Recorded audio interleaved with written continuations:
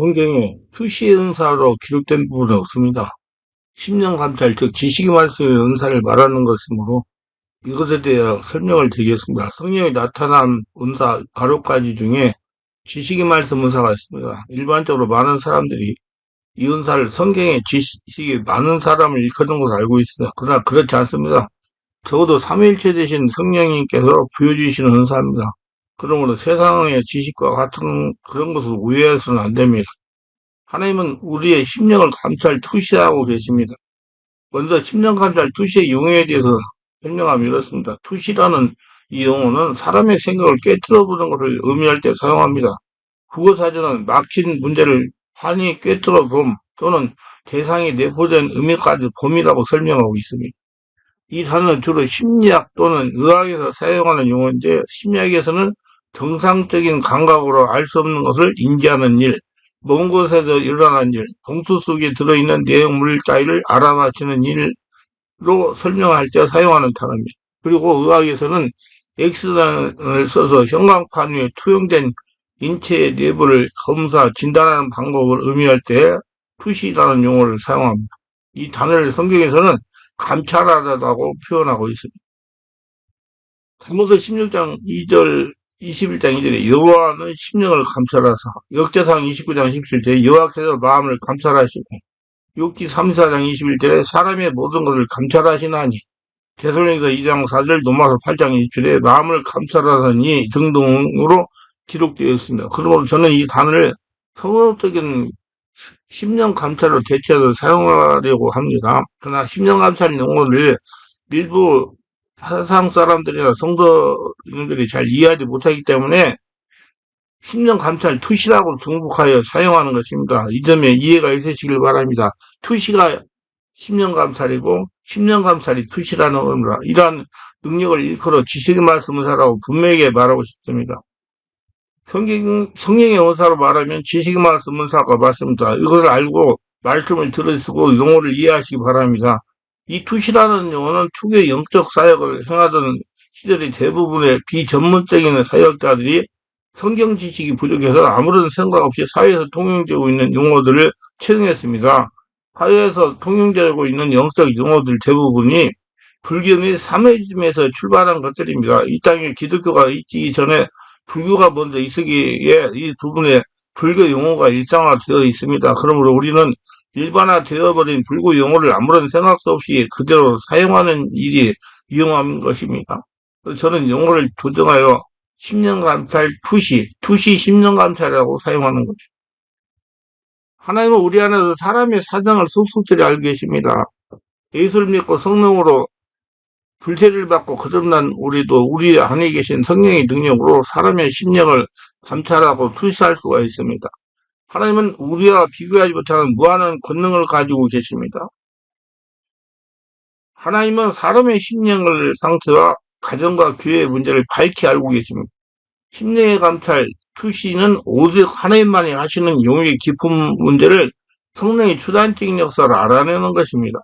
우리가 하나님이 주시는 은사를 가지고 문제들 원인을 풀어가며 하나님의 은혜를 체험하며 살아가기를 원하십니다. 하나님은 땅, 인간 및 우주에 대한 무한한 지식을 가지고 계신데 그것 중에 특별한 장소, 특정한 목적을 위해 특정한 사람에게 특정한 시간에 필요한 사항을 성령으로 깨닫게 하십니다. 그래서 우리는 성령으로 기도하며 하나님이 주시는 심령감찰 투시의 능력을 받아야 됩니다. 심령감찰 투시란 무엇인가? 어떠한 사람이나 상황에 관한 문제들과 문제의 원인들을 성령의 초자연적인 방법으로 알게 되는 것을 말합니다. 이것을 자신이 알고 있는 문제의 원인이 될 수도 있습니다. 그러나 아직 본인이 알지 못하고 있는 잠재된 문제를 성령의 초자연적인 역사를 알려주실 수도 있습니다. 이것은 인간의 노력에 습득되는 자연적인 지식이 아니라 하나님께서 당신의 뜻에 따라 인간의 부여되어 주시는 지식에 담기는 동시에 성령께서 일정한 상황이나 사람에 관해 우리에게 일깨워 주시고자 하시는 계시를 드러내시는 겁니다. 사람을 고치고 문제를 해결해 주시기 위해서 알려주시는 것이라고 저는 생각합니다. 하나님은 심령의 감찰로 투시로 어떤 문제와 문제의 근본의 원인을 알게 하십니다. 하나님에게 나도 모르게 가지고 있는 문제와 그리고 문제가 있을 때 원인을 알려달라고 하면 응답해 주시는 성령의 초자연적인 능력입니다. 그때 투시가 할 수도 있다는 얘기예요. 하나님은 우리에게 신령 감찰 투시의 지식의 말씀을 주셔서 문제를 풀어가게 하십니다. 병이나 귀신 역사가 문제를 일으키는 것과 문제의 원인을 주관적인 능력으로 알게 하시고 치유하게 하십니다. 주님께서 원하시는 장소를 가르쳐 주십니다. 교회, 선교, 사업장소, 부동산, 매입 시기 등등 장소를 알려주십니다. 상담의 근본 문제를 알게 하셔서 문제가 해결되게 하십니다. 인간의 마음의 비밀을 나타내 회개케 하십니다. 다른 사람의 삶의 내용을 통찰함으로 중보기도를 하게 하십니다. 이런 사람이나 재산을 가르쳐서 회복하게 하십니다. 마음의 상처의 근본 뿌리를 찾게 하여 근본을 치유하게 하십니다. 또 나나 다른 사람 속에 또는 가정에 숨어있는 질병이나 문제를 사전에 알아내는 것입니다. 이 질병이나 문제는 지금은 아무런 문제가 없지만 때가 되면 문제를 일으키려고 숨어서 역사하는 귀신의 악한 것들입니다.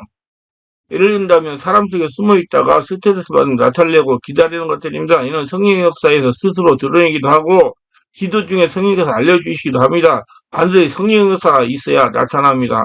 왜냐하면 영적인 어떤 세력이 결비되어 있으므로 성령의 능력이 있어야 되는 것입니다. 그러므로 예수를 믿는 것도 중요한데 성령의 역사, 즉 성령세를 체험하는 것이 중요합니다. 그래서 많은 사람이 이것을 사전에 발견하지 못해서 문제가 발생한 다음에 고생을 합니다. 우리는 문제를 풀 수 있는 지혜의 말씀 은사만 있어서는 안 됩니다. 심령을 감찰, 투시하는 지식의 말씀 은사도 있어야 됩니다. 지혜의 말씀 은사가 깊은 마음에서 올라오는 것이고 심령 감찰, 투시하는 지식의 말씀 은사는 생각으로 떠오르는 것입니다. 심령을 감찰, 투시하는 지식의 말씀은 정보이고 지혜의 말씀은 해결 방법으로 마음에서 올라오는 것입니다. 지혜의 말씀은 심령을 감찰, 투시하는 지식의 말씀이 있어야 됩니다. 심령을 감자 출시하는 지식의 말씀의 은사는 인간의 지식 이해의 범위를 알 수 없는 것을 성령께서 정보를 주심으로 추론적으로 알 수 있게 하시는 겁니다. 그래서 계시 은사가 지식의 말씀은 지혜의 은사, 영분별 은사입니다. 영을 분별해야 돼. 어떤 영이 알려주는 건데 분별해야 됩니다. 심령을 감자 출시하는 지식의 말씀은 마음으로 깨달아지거나 환상을 보거나 꿈을 보거나 육감, 직감으로 알게 되거나 성경 권절 단어가 떠오르는 것일 수가 있습니다. 이러한 지식의 말씀을 하나님이 주시는 지혜로 부드럽게 전달해 주는 것에 지식의 말씀은사, 지혜의 말씀은사입니다. 성령님, 이분의 답답한 직감으로 느낀 걸 치료하게 알려주세요. 남을 위해 기도 줄 때 눈을 보고 상대를 보세요. 그 사람이 보는 동시에 성령님을 보세요. 마음 안에 계신 성령에게 귀를 기울이세요. 마음속에 어떤 느낌이 오는가 그 느낌을 기도로 잘 표현하세요. 지식의 말씀은사를 지혜 말씀은사로 표현하세요. 부드러운 성령의 역사는 마음을 뚫고 들어갑니다. 이것을 위해서 성령이 주시는 심령 감찰 투시하는 지식의 말씀 깨달음을 지혜로운 말로 전달할 수가 있어야 됩니다. 그리고 해결할 수 있는 성령의 권능이 있어야 됩니다. 성령의 역사는 성령이 나타나심입니다. 나에게 나타나고 지혜와 지식의 말씀은 상대방에게 나타나심 치유와 능력으로 강구하시기 바랍니다. 자신에게 심령을 감찰하는 투시하는 지식의 말씀보다 나타난 것을 어떻게 알 수 있는가입니다. 이 은사를 받은 사람은 환상이나 꿈속에서 어떤 광경을 보거나 희망을 어떤 사람의 얼굴이 나타나 있는 글씨를 읽을 수가 있습니다.